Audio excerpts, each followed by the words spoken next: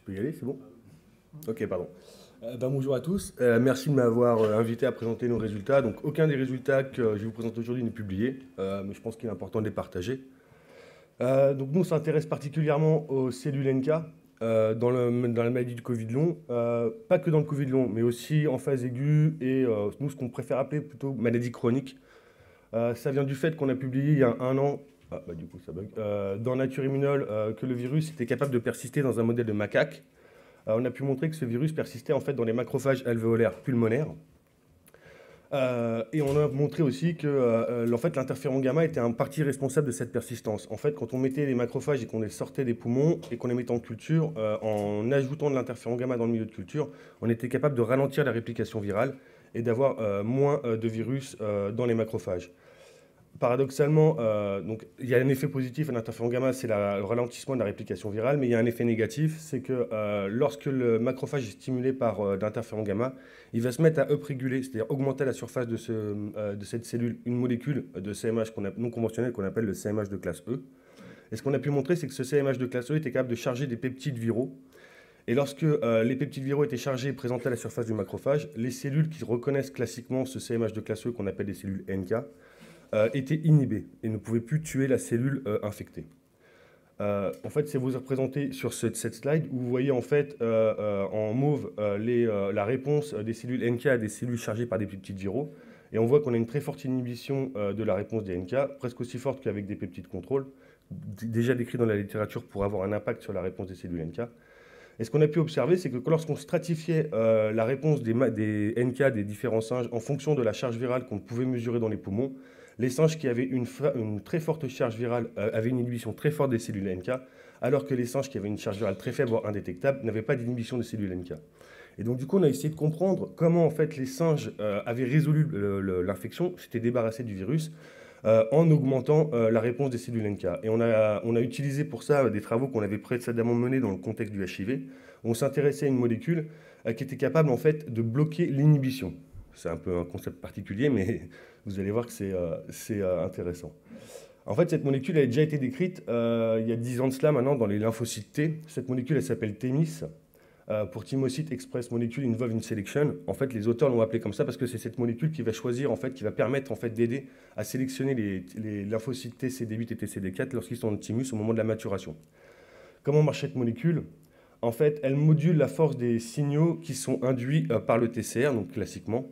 Et en modulant ces signaux, en fait, ça va permettre la sélection des TCD8 ou TCD4 en éliminant ceux qui vont répondre trop fort aux molécules du soi.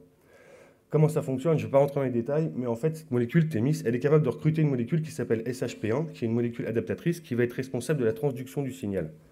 Ce qui est intéressant avec cette molécule SHP1, c'est qu'elle est aussi impliquée dans la transduction du signal des récepteurs inhibiteurs, notamment NKH2A, qui se lie au CMHE, des cellules NK. Jusqu'à ce jour, il n'y a aucun papier, ou très peu, il n'y en a que deux, enfin ils viennent de sortir, qui décrivent en fait le rôle de cette molécule dans la signalisation du récepteur NKH2A.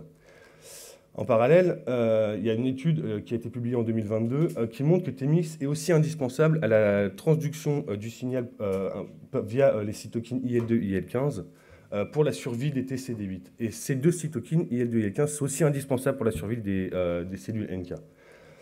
Donc on est retourné à nos animaux, donc nos singes chroniquement infectés, et on a décidé en fait d'investiguer la réponse des cellules NK dans ces animaux à la fois dans la bonne marrow et dans le sang. Pourquoi la bonne marrow? Parce que c'est là où en fait les cellules NK sont générées. Et ce que vous pouvez voir, c'est que chez les animaux qui ont encore du virus persistant, c'est pas significatif, mais on n'a pas beaucoup d'animaux, mais on a une tendance à la diminution de la fréquence des cellules NK dans la bonne marrow. Et par contre, on a une très forte diminution de la fréquence des cellules NK dans le sang chez les animaux qui ont encore du virus persistant.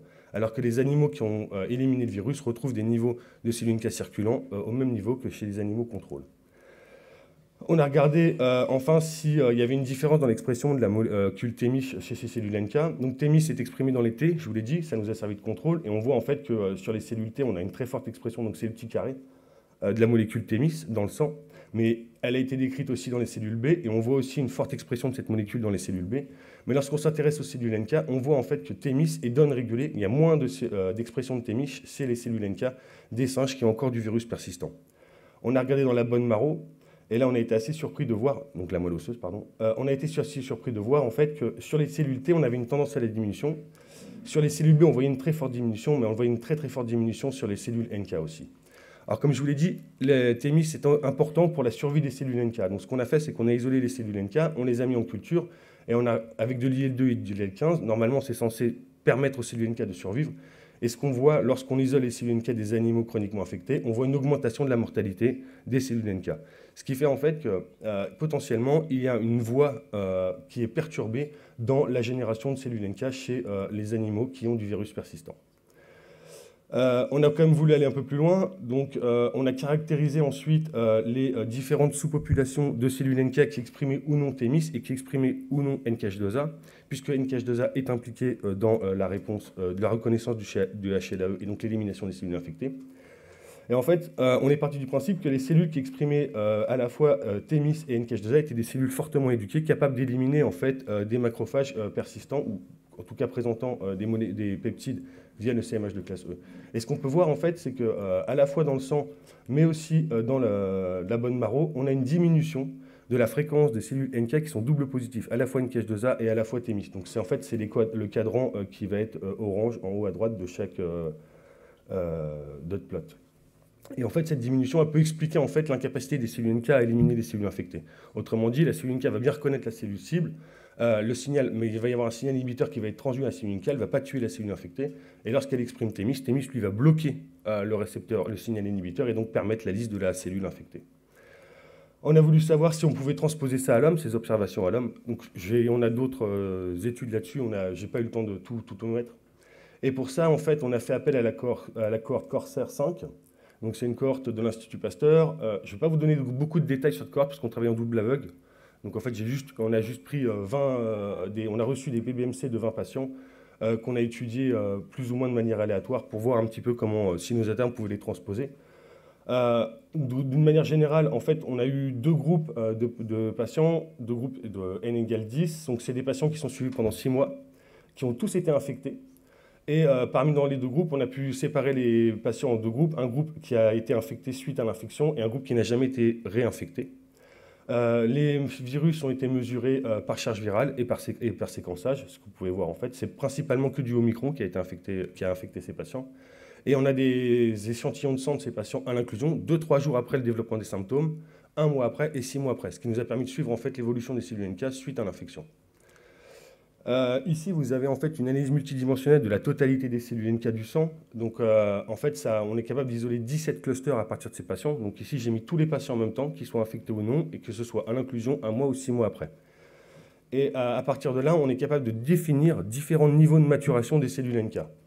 En gros, en bas à droite, le cluster orange représente les NK les moins matures, c'est-à-dire les précurseurs des cellules NK. Et plus on va monter dans la diagonale vers la droite, plus on va avoir des cellules NK full matures. Et on s'est intéressé à différents marqueurs comme inconnus pour être impacter la réponse des cellules NK, et aussi des marqueurs comme le CD25 ou le CD122 qui sont importants pour la transduction du signal vers l'IL2. Ce qu'on peut observer, vous pouvez voir tout de suite, c'est qu'on a une population de cellules NK une grande majorité des cellules NK expriment la molécule TMIS, et on n'a qu'une petite, 40% en moyenne des cellules NK qui expriment une NKH2A. Donc on a en fait voulu savoir un petit peu comment ça évolue au cours de l'infection.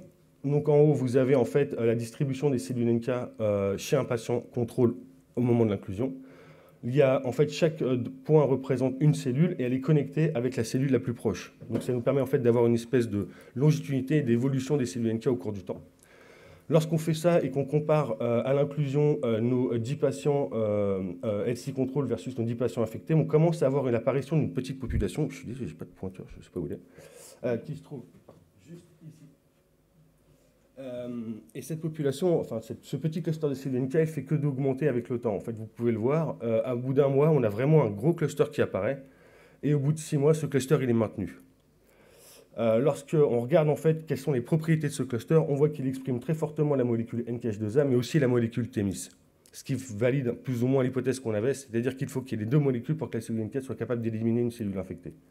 Et lorsqu'on regarde maintenant au cours du temps, et qu'on compare à l'inclusion 1 mois et 6 mois après infection, on voit en fait qu'au tout début de l'infection, à l'inclusion, on avait plus de cellules NK, mais elles n'ont pas été induites tout de suite. La différence n'est pas très très forte par rapport à DLC contrôle, mais qu'un mois après, ces cellules-là, elles circulent, elles sont très fortement présentes. À 6 mois après, on a une hétérogénéité dans la réponse des patients. Il y a des patients qui vont complètement les perdre, des patients qui vont les maintenir. Pour l'instant, on ne sait pas encore l'expliquer. L'étude est encore en cours. On est en train maintenant de valider ces modèles dans la cohorte covidoise. Donc c'est une cohorte qui regroupe plus de 470 patients. Il y a des patients qui sont Covid long, il y a des enfants qui ont Covid long. Enfin, c'est vraiment une cohorte assez complexe. Vous pouvez voir toutes les informations de cette cohorte sur le site de l'Institut Pasteur. Voilà. Donc pour conclure, en fait, on s'intéresse à une molécule qui s'appelle Thémis, qui pourrait être importante pour la régulation du développement des cellules NK et la modulation des signaux, notamment des signaux inhibiteurs. Ça pourrait permettre, cette molécule, elle pourrait jouer un rôle dans le contrôle des réponses immunitaires et aussi dans l'homéostasie des cellules NK, comment on va générer des cellules NK fonctionnelles. Et ça pourrait avoir plusieurs impacts. Impact sur la réponse antivirale lors d'une infection, donc dans le cas du SARS-CoV-2, mais aussi d'autres infections, d'infections chroniques. Ça pourrait aussi participer à la régulation de l'inflammation chronique. Si on a une élimination assez rapide, on va avoir un équilibre qui va se faire sur les cellules NK, et donc on pourrait diminuer certains symptômes inflammatoires. Un dysfonctionnement immunitaire, un dérèglement de Thémis pourrait contribuer à un épuisement fonctionnel des cellules NK. Et enfin, si Thémis est impliqué dans la régulation des sécrétions des cytokines, comme l'IL-2 et l'IL-15, un dysfonctionnement de cette régulation pourrait expliquer certaines des réponses. Je conclus en disant que ce travail il est réalisé par Emma Beaumont au laboratoire, qui est une étudiante en thèse. Je voudrais remercier Michaela, qui nous supporte beaucoup, Faustine, Béatrice et Marie, qui sont d'une aide technique énorme, tous les patients et les volontaires de la cohorte Corsair 5, tous nos collaborateurs et nos financeurs. Et si vous avez des questions, elles sont les bienvenues. Merci. Est-ce qu'il y a des questions dans la salle ? Merci.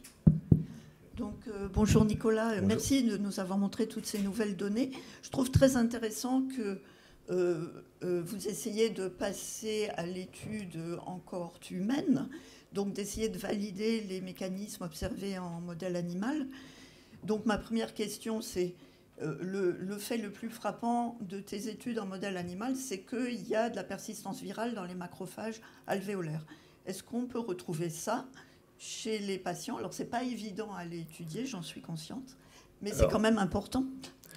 On a eu un don de patient qui avait le Covid long et qui nous a apporté en fait des lavages broncho-alvéolaires. On a essayé de mesurer le SARS-CoV, on a mis le virus en culture et on a été capable de le détecter.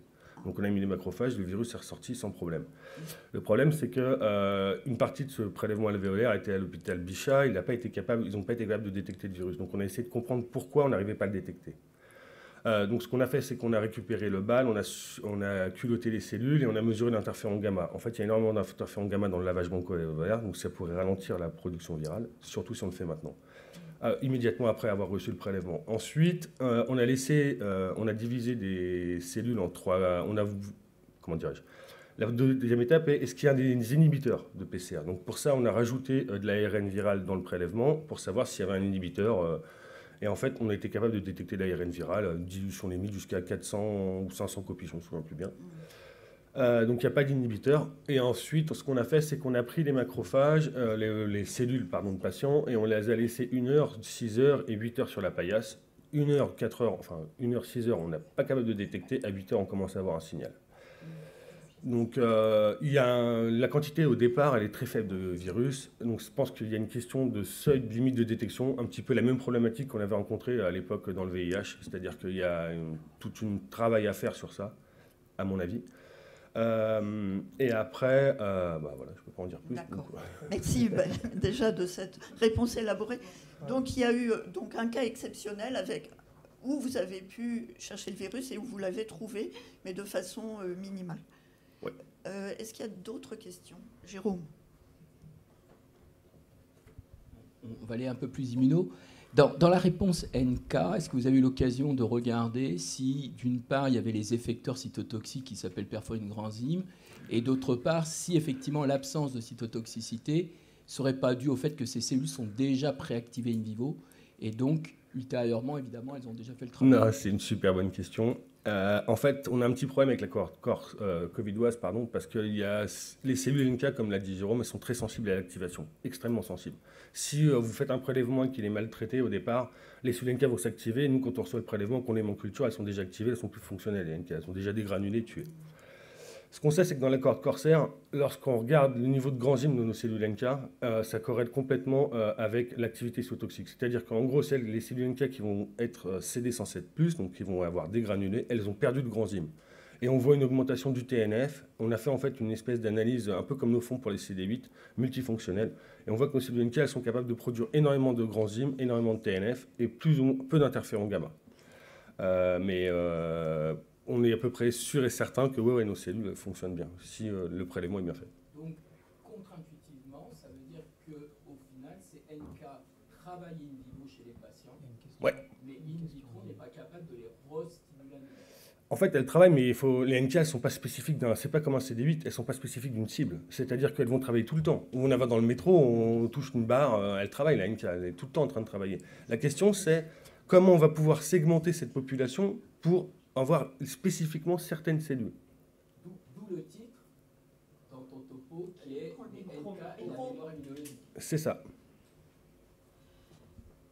D'accord. Donc, alors, pour essayer peut-être de faire passer le message pour les non-spécialistes en immunologie, donc, tu proposes que les cellules NK chez certains patients serait inefficace pour contrôler la réplication du virus dans les macrophages présents dans les poumons et cherche à caractériser la nature de cette inefficacité qui serait liée à des signaux inhibiteurs. Mais où je trouve un peu complexe, c'est que l'interféron gamma qui aide à contrôler le virus pourrait aussi favoriser ces signaux inhibiteurs. Par l'induction de... En fait, c'est le virus qui utilise l'interféron gamma pour se protéger. Il va utiliser l'interféron gamma pour se maintenir à l'état, on va dire... Je ne peux pas parler de latence, parce que ce n'est pas défini, ce n'est pas caractérisé comme ça. Mais du coup, le virus, si la cellule, elle est en stress, puisqu'elle est subie de l'interféron gamma, et donc une NK, c'est son travail de reconnaître les cellules stressées. Donc elle va forcément se diriger là où il y a de l'interféron gamma, là où il y a du stress, pour essayer de faire le ménage, nettoyer. Si le virus ne trouve pas un mécanisme d'échappement, il va être éliminé. Or, il persiste. Donc, il y a forcément un mécanisme d'échappement. Et on propose que ce mécanisme d'échappement, c'est le HLA-E qui le fait. Et enfin, je précise juste un truc. On pense que les cellules NK qui sont déjà présentes ne sont pas efficaces. Ce qu'il faut, c'est générer une nouvelle cellule. Et on pense que c'est à ce moment-là que ça se fait. C'est-à-dire qu'au moment où il y a une très forte déplétion, une lymphopénie en phase aiguë, les cellules NK doivent être renouvelées. Quand on est une armée, on doit renouveler le stock de soldats à un moment. Et c'est au moment de ce renouvellement que le problème se passe. Le système immunitaire ne renouvelle pas les bonnes cellules. En tout cas, on renouvelle une population d'NK qui n'est plus capable d'éliminer le virus. Ok, merci. Je sais qu'il y a d'autres questions aux lignes dans la salle, mais on est obligé d'avancer en fait.